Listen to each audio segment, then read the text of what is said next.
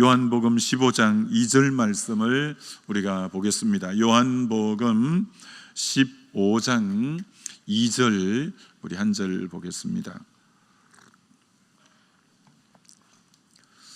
요한복음 15장 2절 우리 한 목소리로 같이 봉독합니다.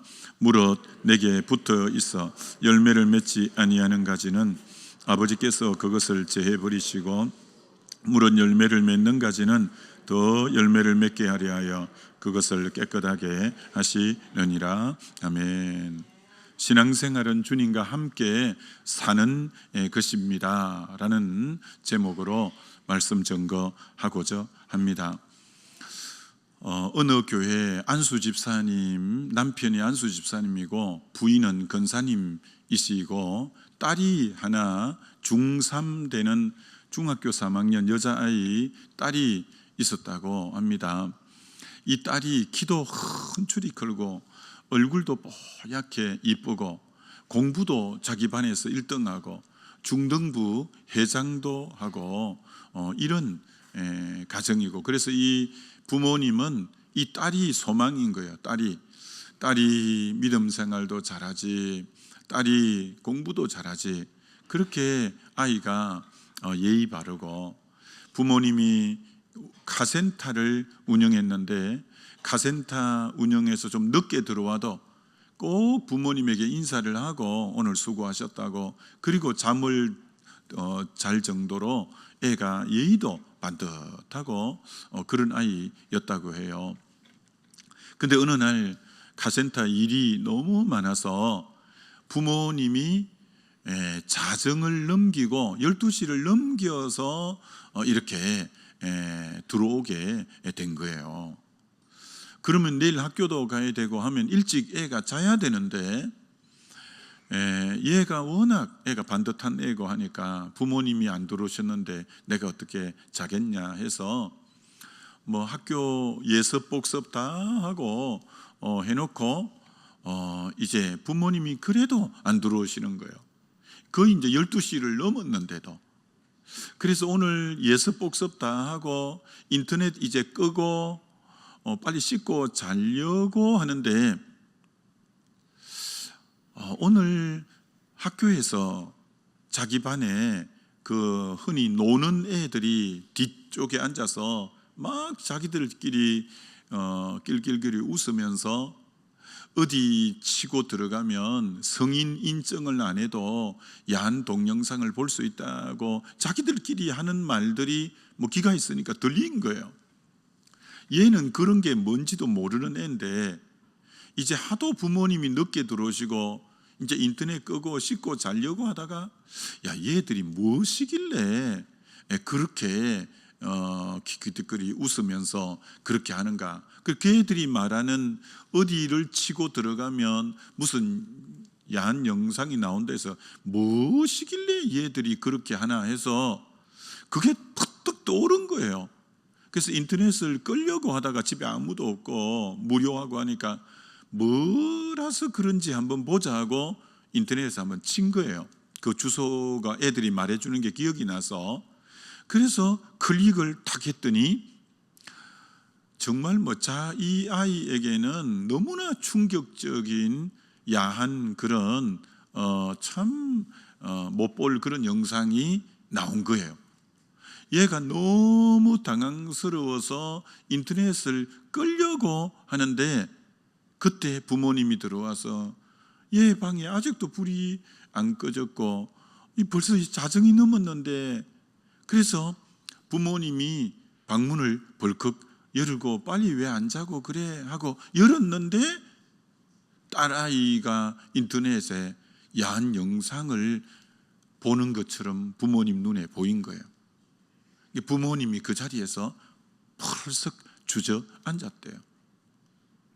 그러면서 그 아버지가 화가 나가지고 내가 너 같은 자식 키운다고 이 늦게까지 내가 고생하면서 내가 이 짓을 해야 되냐 막 열을 내더니 몽둥이를 갖고 애를 때리는데 내가 네 같은 애 내가 키운다고 이 고생을 하고 이렇게 늦게 들어오고 그러면서 애를 때린 거예요.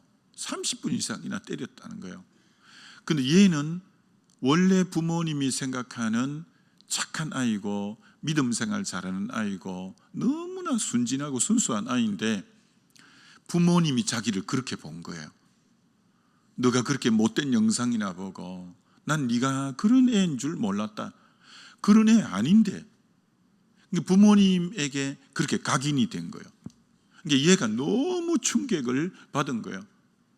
얘가 매를 맞다가 정신이 헷가닥 해서 순진한 애가 그렇게 되거든요. 자기의 생각의 범위를 넘어가 버린 거예요. 애가 그만 머리가 그때 돈 거예요. 그래가지고 그렇게 공부도 잘하는 애인데 자기 친구들은 전부 고등학교 다 가고 자기 친구들은 대학까지 가는데 얘는 머리 정신이 이제 나가가지고 멍해갖고 아무 집중력도 없고 학교를 그때부터 못 다닌 거예요. 부모님이 나중에 알고 봤더니 진짜 팩트가 애가 착한 애 맞고 원래 그렇게 믿음 생활 잘하고 고운 아이였는데 이 부모님이 그래서 잠시 영상을 틀자 부모님이 들어온 건데 애가 부모님이 자기를 그렇게 보는 것 때문에 너무 충격을 받아서 정신이 돈 거예요. 그리고는 부모님이 피눈물을 흘리는 거예요. 얘가 친구들은 벌써 대학 들어가는데 얘는 멍해갖고 정신을 못 차리니까 아무리 병원에 데리고 다녀도 안 고쳐지는 거예요. 그때 그 부모님이 피눈물 흘리면서 한 말이 뭐냐,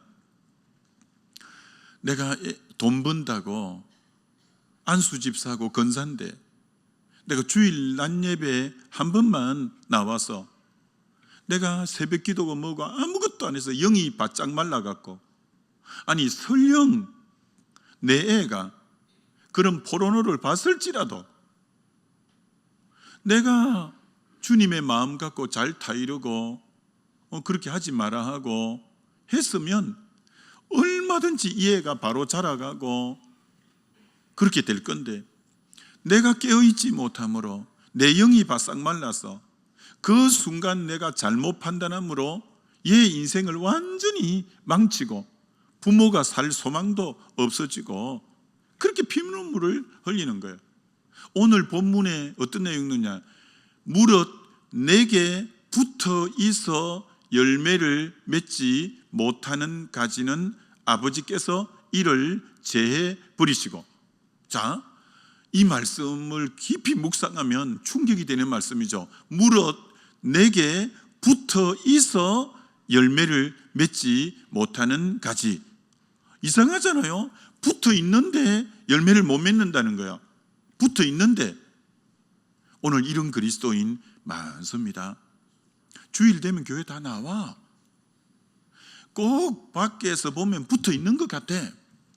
근데 실제로 성령의 교류가 전혀 없는, 예수 생명이 그에게 흘러가지 않는 거예요. 실질적으로 깨어있지 않는 거예요.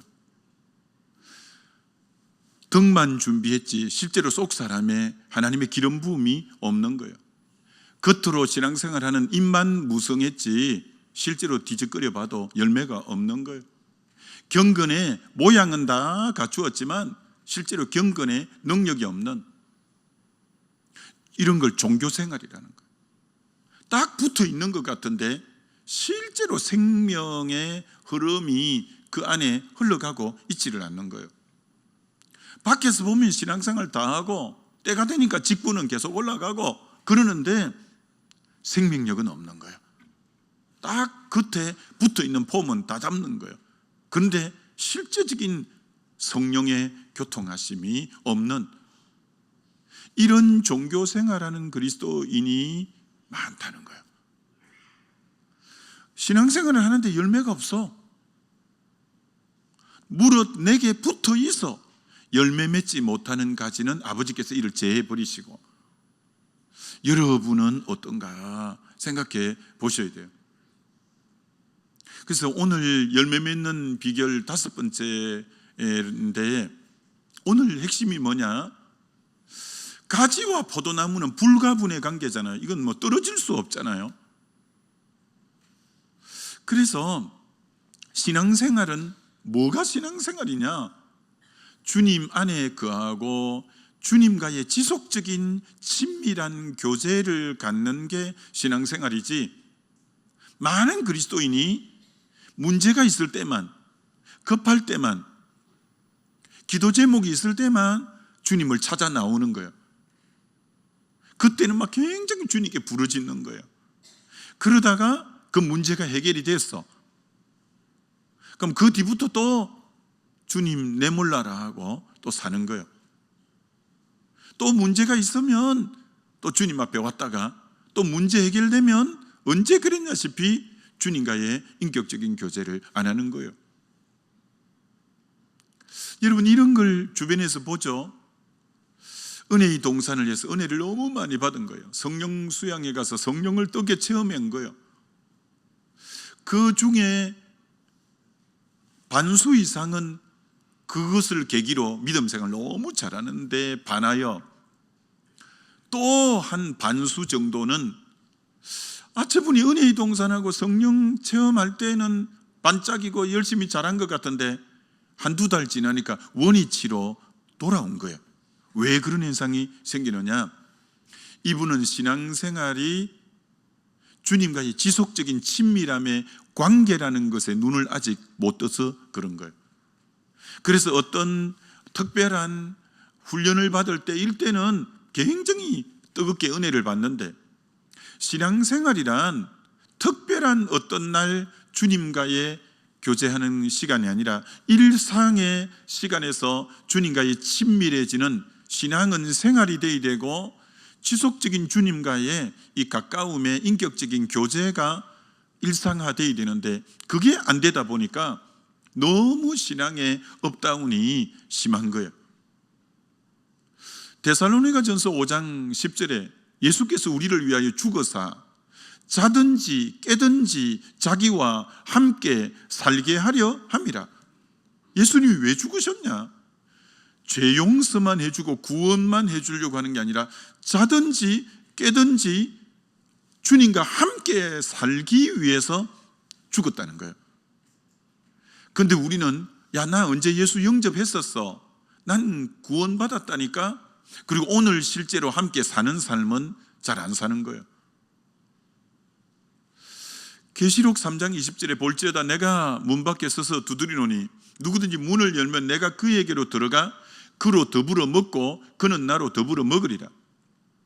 식탁에서 더불어 먹고 마시는 관계가 제일 친밀한 가족일 때 주로 그러는데, 우리 주님이 우리 안에 들어오셔서 일상의 생활 속에 지속적으로 나하고 교제하기를 원하시는 게 아버지의 본심이죠.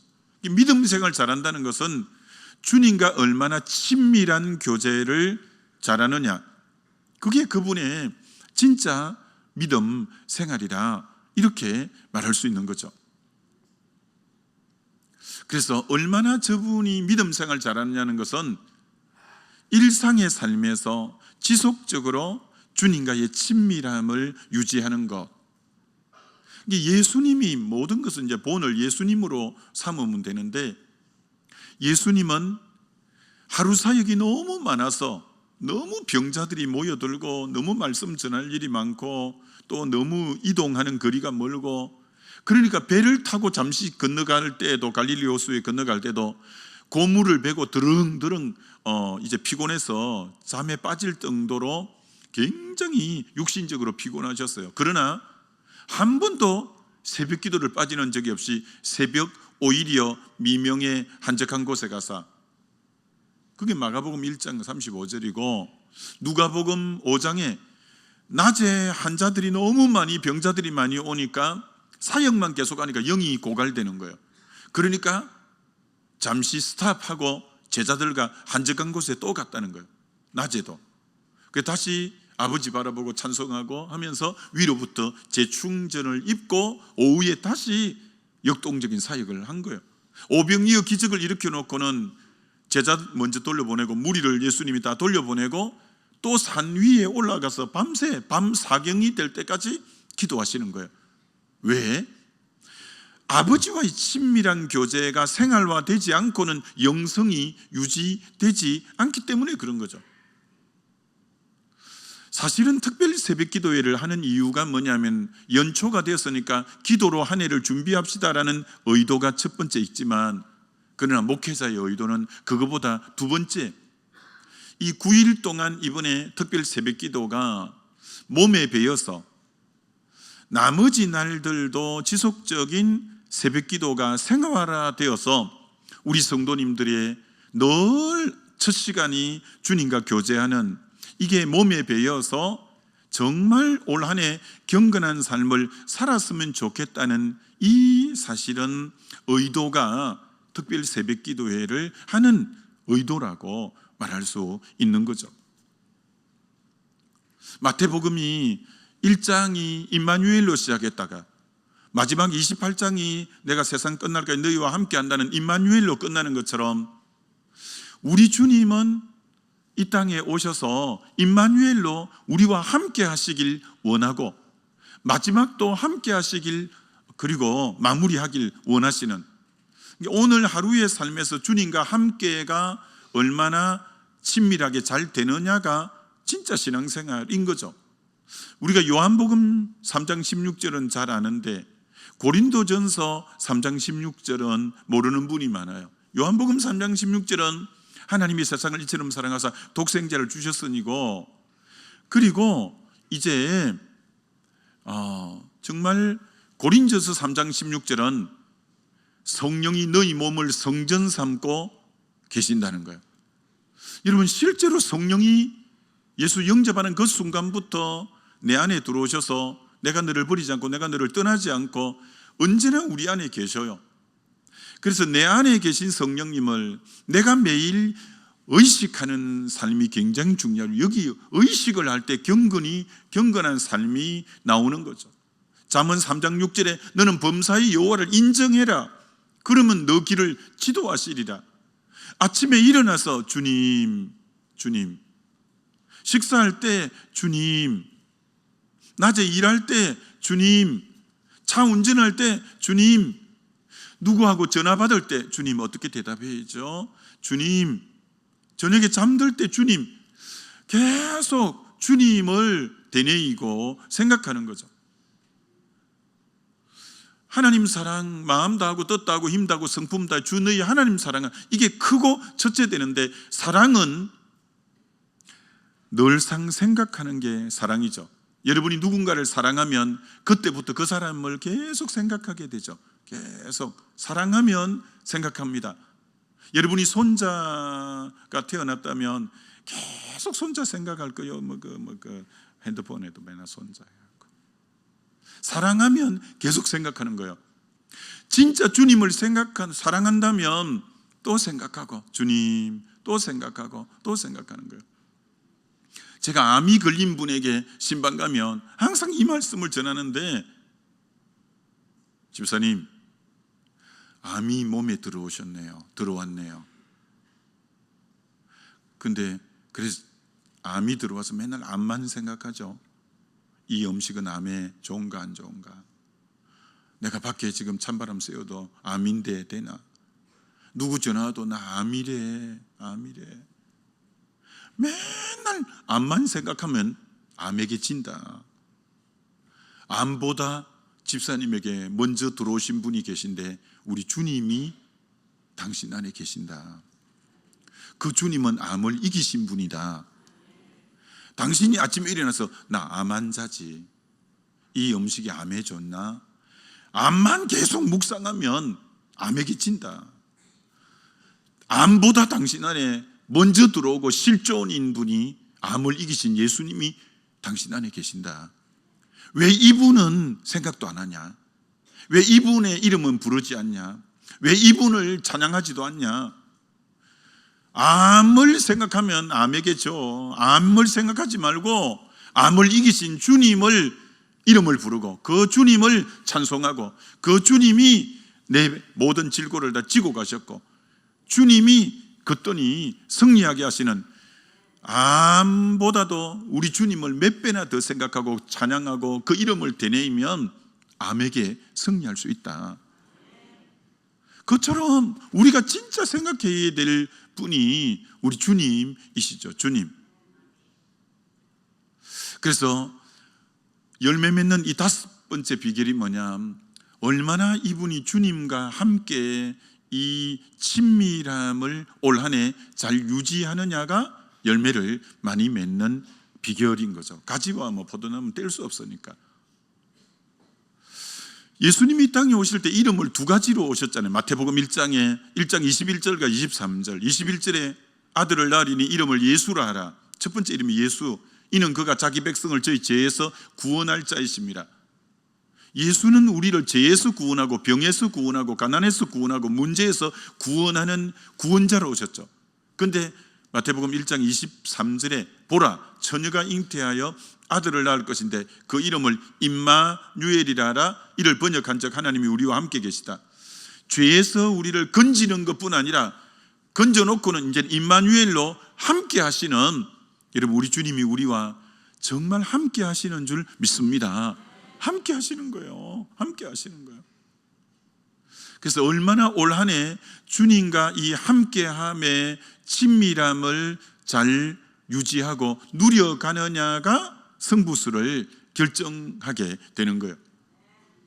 룻이라는 여인이, 모압 여인이 선민이 사는 유대 땅 베들레헴으로 올라간 거예요. 먹고 살 길이 참 없었는데 그때 사회보장 제도가 뭐냐, 가난한 자를 위해서 벼를 추수할 때, 밀을 추수할 때 이삭은 줍지 않는 것이 율법에 나와요. 왜? 이제 딱 밀 추수, 보리 추수하고 나면 가난한 자들이 그 밭에 들어가서 떨어진 것을 주워서 연명하는 거예요. 그래서 이 룻이 보아스 밭에 들어간다고 들어간 밭이 보아스 밭이었어요. 이 보아스라는 주인이 너무 인자하고 마음이 너그럽고 후하고, 그래서 종들에게 이렇게 말하는 거예요. 주먹 꽉 쥐지 말고 약간 느슨하게 쥐어서 좀 많이 흘려주라. 그래서 이삭을 많이 주가지고 시어머니가 있는 집에 들어갔더니 시어머니가 물어보는 거예요. 어느 밭에 오늘 갔더냐? 보아스라는 분의 밭에 가셨습니다. 그는 우리 친족 중에 한 분이다. 다른 밭 가지 말고 내일도 그 밭에 가라. 그래서 늘 그분이 많이 흘려주는 것 때문에 고맙게 생각하는 거예요. 근데 우리 주님의 의도는 그 고마운 정도로 사는 게 주님의 의도가 아니에요. 내가 너를 향한 의도는 보아스가 너 남편이 되는 거고, 보아스 것이 너의 것이 되는, 그게 내가 너를 향한 계획함이야. 너 왜 종처럼 보아스가 조금씩 흘려주는 그것으로 좋게 하고 그것으로 만족해하는, 난 너를 향한 계획은 그 정도가 아니야. 보아스 것이 너의 것이 되고 보아스가 너의 남편이 되는, 그래서 너와 항상 함께 사는, 그게 내 의도야. 우리 주님이 내가 어려울 때 조금씩 흘러주고, 아이고 주님 이것도 고맙습니다, 아이고 이것도 주님 감사합니다, 감지덕지입니다, 이래서 하지 말고 우리 하나님의 것이 여러분의 것이 되고 하나님이 여러분하고 함께 사는, 그걸 위해서 우리 주님이 오신 줄 믿습니다. 그 주님과의 친밀함, 이거 주님이 그렇게 원하신다는 거예요. 여러분 야곱은 야곱 기가 따가울지 모르지만 야곱은 그 인생이 130을 살았는 147세인데 130일 때 내 나그네 길이 험악한 세월을 보냈다고 그렇게 고백할 정도로 인생이 험악했어요. 왜 험악했냐면 하나님이 야곱을 3번 만나 주셨는데 창세기 28장, 32장, 46장에 만나 주셨어요. 28장은 베델에서 돌베개하고 자던 밤에, 32장은 밤에 야복강에서, 46장은 브엘세바에서 밤에. 야곱이 하나님을 만날 28장, 32장, 46장은 공통적인 특징이 밤에 만났어요. 밤에. 밤이라는 것은 야곱이 어려울 때를 또 상징하기도 해요. 에서에게 도망가던 베델 밤에, 에서가 죽이려고 오는 그 야복강 밤에, 애굽으로 내려가야 되는 그 밤에, 다 밤에 만났어요. 밤에 굉장히 위험하고 힘들고 어려울 때 주님을 찾으니까 만난 거예요. 야곱은 항상 그때밖에 없었어요.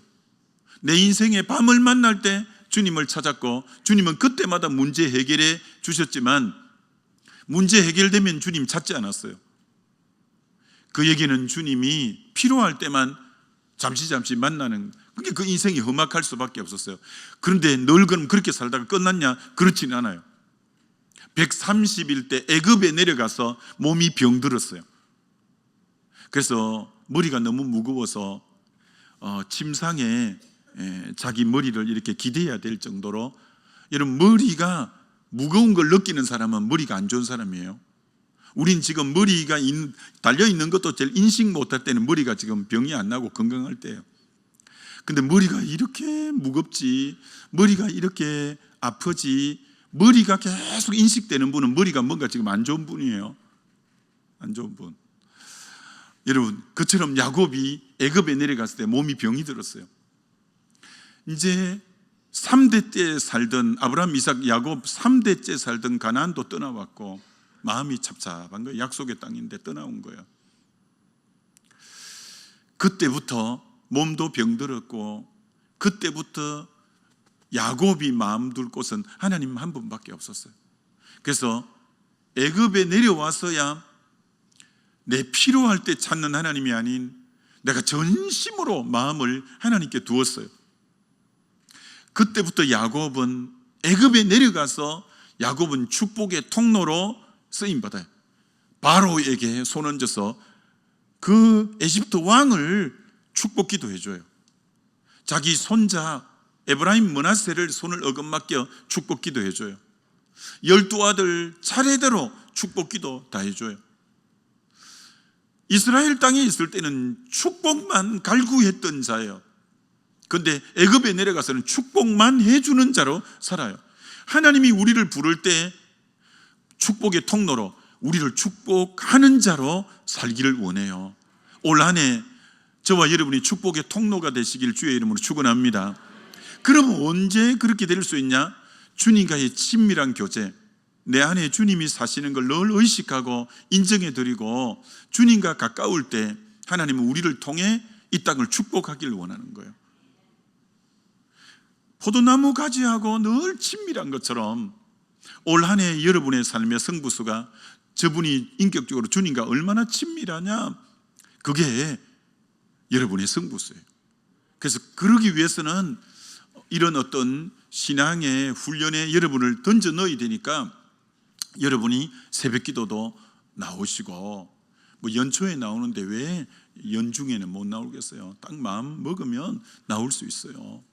나오고 또 그렇게 하시다 보면 이제 경건이 몸에 배어서 주님과 동행하는 삶, 낮에도 계속 주님을 바라보는 삶, 이것이 가능하게 되어지는 거죠. 여러분, 히스기야가 참 하나님 히스기야에 대해서 서운해 하셔요. 그 이사야에서 아수르가 18만 5천 명이 사내드립을 앞세우고 쳐들어왔어요. 뭐 도저히 이거는 뭐 감당이 안 돼요. 아수르를. 이건 미디안이 기드온 때 쳐올 때는 13만 5천 명이에요. 그런데 아수르는 18만 5천 명이에요. 엄청난 대군이 쳐들어왔는데 히스기야가 하나님을 의지했을 때 완전히 그들을 다 진멸시켜 주었어요. 그리고 그 뒤에 죽을 병이 들었어요. 벽을 향하여 통곡하고 눈물 흘리고 기도했더니 너 눈물을 보았고 너 기도를 들었다면서 15년 생명을 연장해 줘요. 그렇게 위기 때 대적이 들어오고 몸에 중병이 들었을 때 하나님께 나갔을 때 하나님이 만나 주었는데, 병이 낫고 나니까 야, 저 나라 왕이 죽을 병에 걸렸다든지 나았단다, 이게 세계적으로 소문이 퍼졌더니 그 당시 가장 강대국으로 치솟던 신바벨론 제국의 사신들이 몸이 회복됐다니까 문안을 온 거예요. 그럼 그때 간증하기가 얼마나 좋아요. 내가 섬기는 여호와 하나님이 이렇게 고쳐주셨고, 지난날 대적에서도 살려주셨고, 이번에 질병에서도 고쳐주었습니다. 여러분도 이 하나님을 믿으시오. 간증하기가 너무 절호의 찬스인데, 신흥 바벨론이 세계적으로 급부상하니까 거길 기대려고 하나님이 그렇게 살려주고 지켜주고 했는데도, 그래서 왕의 내탕고까지 열어서 보물을 다 바벨론 사신들에게 보여주면서 그 사신에게 마음을 살려고, 하나님이 너무 서운해서 너가 보여준 내탕고 안에 보물이 다 그 나라에 빼앗길 거다, 다 빼앗겨버려요. 그가 급할 때는 하나님 찾았는데 평소 때는 하나님을 하나님으로 인정해 드리지 못하고 하나님과 친밀하고 지속적인 관계가 잘 안 됐어요. 그래서 여러분, 그게 39장이고 40장에 가면 여호와를 앙망하는 자에게 독수리 날개처럼 새 힘을 주신다는 게, 그 구절을 왜 하나님이 하셨냐면 히스기야 보고 한 거예요. 너 나 앙망하면 내가 독수리 날개처럼 새 힘 줄 건데 너 왜 그거 바라봤냐? 너무 서운해서 그 나온 말씀이거든요. 여러분, 올 한 해 평범한 날, 문제 있을 때만 주님을 찾지 말고 평범할 때 주님을 주인으로 인정해드리고, 그럴 때 우리 주님께서 계속 주님을 앙망해가는 삶을 살 때 독수리 날개치는 새 힘을 우리에게 허락해 주실 줄 믿습니다. 그렇게 살아야지. 그래서 올 한 해 정말 얼마나 이 주님과 친밀한가, 그것이 우리 삶의 진정한 승부수를 낸다는 거예요. 요한복음에 전부 포도주가 떨어지면 물이 포도주가 되게 하고, 그리고 이제 3장에 니고데모 밤중에 찾아왔을 때 거듭나게 하고, 4장에 수가성 여인 이제 남편을 불러오라 해서 결국 그를 회복시켜서 전도자로 만들고, 5장에 베데스다 연못에 38년 된 병자를 일으키고, 6장에 오병이어 기적을 통해서 먹을 거 주고, 7장에 초막절 지키도 해답 없는 그들에게 배에 생수의 강이 흐르게 하고, 8장에 가늠하는 여인 나도 너 죄를 정죄하지 않겠다고 건져주고, 9장에 남에서 소경된 자 눈을 띄워주고, 11장에 죽은 나사로 살리고, 다 문제를 해결해 주면서 주님이 하시는 말씀은 수가성 여인에게 이제 너가 먹는 물은 마셔도 목마르지만 내가 주는 물을 마시는 자에게는 영생하도록 솟아나는 샘물이 되리라면서, 헬라어로 보면 현재형으로 내게 와서 계속 물을 마셔야 돼. 그래, 이게 주님과의 지속적인 관계를 그에게 요구하는 거예요. 그럴 때 네가 속에서 영생하도록 솟아나는 샘물이 계속적으로 있을 거야. 그리고 베데스다 연못가에서 자리를 들고 걸어가서 병난 그에게 다시 만나서 다시 중한 병이 생기지 않는 죄를 범치 말라면서 주님을 다시 따를 것을 말씀하셔요. 가늠하는 여인에게 나를 따르는 자는 어둠에 다니지 않고 지속적으로 주님을 따를 것을 명령해요. 남에서 소경된 자를 고쳐주면서 선한 목자 이야기를 바로 이어가면서 나를 선한 목자 삼아야 돼. 주님이 문제만 해결해 주는 것으로 끝나는 게 아니라 지속적인 자기와의 관계를 계속 요구하는 거예요. 그래야 네가 진정한 승리자가 될 수 있어. 여러분, 아무쪼록 올 한 해 우리 주님은 저와 여러분의 일상에 일어나는 문제도 해결해 주겠지만, 우리 주님과의 지속적인 관계성 속에 함께 사는 삶이 생활화되어서 저와 여러분이 승리하는 그런 삶 다시 한번 살게 되시기를 주의 이름으로 축원합니다. 주님과의 친밀한 교제 잘함으로 올 한 해 열매가 가득한 저와 여러분 되시기를 주의 이름으로 축원합니다. 우리 기도하겠습니다. 이 시간 기도할 때 주님, 문제 있을 때만 주님 찾지 않고 정말 어떤 문제가 없을 때라도 포도나무 가지와 관계는 뗄 수 없는 관계로 주님의 품을 파고들고 주님을 가까이 하고 주의 이름을 부름으로 언제나 올 한 해 그 누구보다 주님과 친밀함으로 의의 열매 가득 맺어보는 복된 승리자의 삶 살게 해달라고 이 시간 우리 주의 한번 부르고 기도합니다.